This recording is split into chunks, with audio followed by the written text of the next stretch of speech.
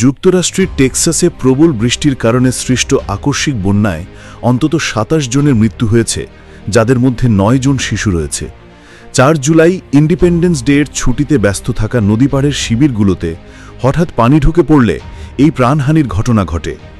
Guadalupe নদীর পানি মাত্র ৪৫ মিনিটের মধ্যে ৮ মিটার, প্রায় ২৬ ফুট বেড়ে যায়, যা ২ তলা ভবনের সমান উচ্চতা।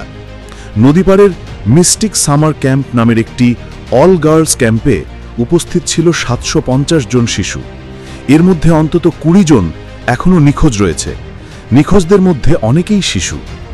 ক্যাম্পের অধিকাংশ অংশ ভেসে গেছে এবং বহু পরিবার এখনও তাদের সন্তানদের সন্ধানে প্রহর গুনছে।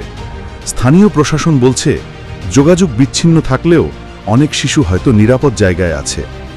যুক্তরাষ্ট্রের ভাইস প্রেসিডেন্ট জেডি ভ্যান্স ঘটনাটিকে একটি অকল্পনীয় ট্র্যাজেডি বলে বর্ণনা করেছেন। স্থানীয় সময় গত ঘণ্টায় উদ্ধারকারী সংস্থাগুলো সর্বশেষ যে আপডেট দিয়েছে তাতে জানানো হয়েছে, নদীপাড়ের ভূখণ্ড খুবই দুর্গম ও পাথুরে হওয়ায় উদ্ধার কাজ ব্যাহত হচ্ছে। উদ্ধারকারীরা প্রাইমারি সার্চ বা প্রাথমিক অনুসন্ধান পরিচালনা করছে, যেখানে তারা গাছ, পাথর, ড্রেন, ঝোপঝাড় সব জায়গা খুঁজে দেখছে। একজন কর্মকর্তা বলেন, আজকের দিনটি আমাদের জন্য খুবই কঠিন হবে। অনুগ্রহ করে আমাদের কমিউনিটির জন্য প্রার্থনা করুন। একই সঙ্গে লেয়ার্ড অ্যাপ্রোচ বা স্তরভিত্তিক অনুসন্ধান চালানোর কথাও জানানো হয়, যাতে একাধিক ধাপে আরও গভীরভাবে খোঁজ চালানো হবে। এই আকস্মিক বন্যায় কেবল মানুষের প্রাণহানি নয়, ব্যাপক ক্ষয়ক্ষতির শিকার হয়েছে টেক্সাসের মধ্যাঞ্চল।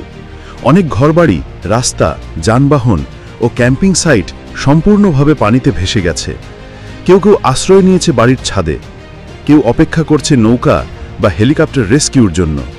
একজন ক্ষতিগ্রস্ত বলেন, আমার বাড়িটা ভেসে প্রায় ৮০ গজ দূরে গিয়ে দুটো গাছের মাঝখানে আটকে গেছে, এখন আর নড়ছে না। এয়ারফোর্স ওয়ানে অবস্থানরত মার্কিন প্রেসিডেন্ট ডোনাল্ড ট্রাম্প বলেছেন, তিনি ক্ষতিগ্রস্তদের সাহায্যের জন্য ফেডারেল তহবিল বরাদ্দ দেবেন। তিনি বলেন, হ্যাঁ, আমরা এটার ব্যবস্থা নিচ্ছি। আমরা গভর্নরের সঙ্গে কাজ করছি, সরকারের সঙ্গে কাজ করছি। এটা খুবই ভয়ঙ্কর একটা ঘটনা।